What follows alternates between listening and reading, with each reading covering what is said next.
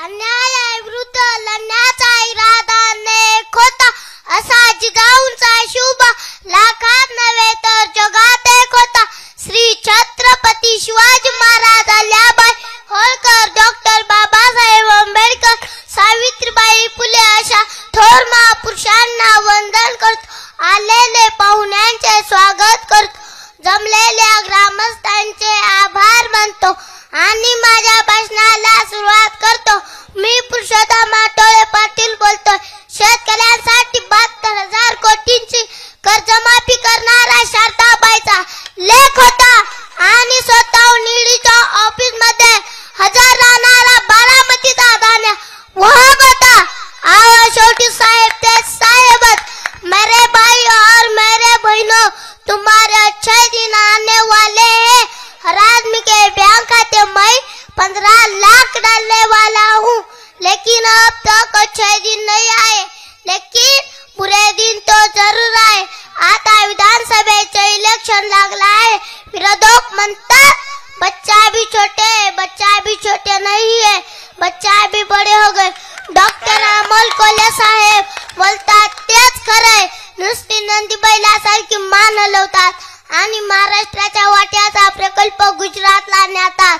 मी पुन्हा येईन यांना काय माहित आहे की बारामतीचा विकास कोणी केला? फक्त आपल्या पवार साहेबांमुळेच झाला.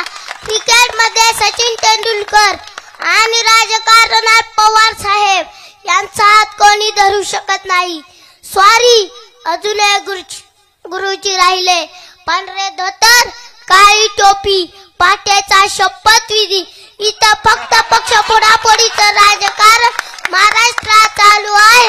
निवडणूक आयोगाने जर सामान्य जनतेला विचारलं असतं तर सामान्य जनतेने सांगितलं असतं शिवसेना उद्धव ठाकरे साहेबांची आणि राष्ट्रवादी काँग्रेस पार्टी शरद पवार साहेबांची काय झाडी काय डोंगर, गाजऱ्यांची अवस्था काय झाली. आले किती गेले किती, उडून गेले भरारा. संपला नाही आणि संपणारही नाही माझ्या पवार साहेबांचा दरारा.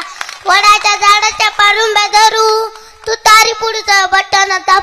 योगेंद्र दादाला निवडून आणू.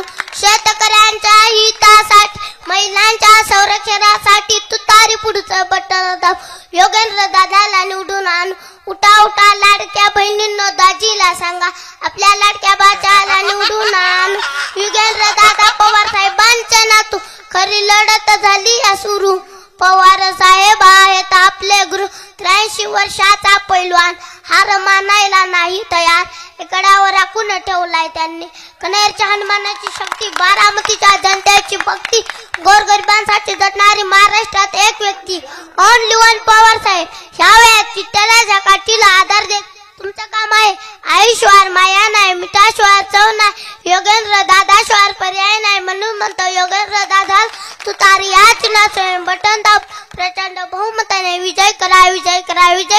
उद्या मला लोक म्हणतील तुझी उंची किती, तू बोलतोय किती, पण तो कमला घटनेन गेलाय. रामकृष्ण हरी वाजवत होता.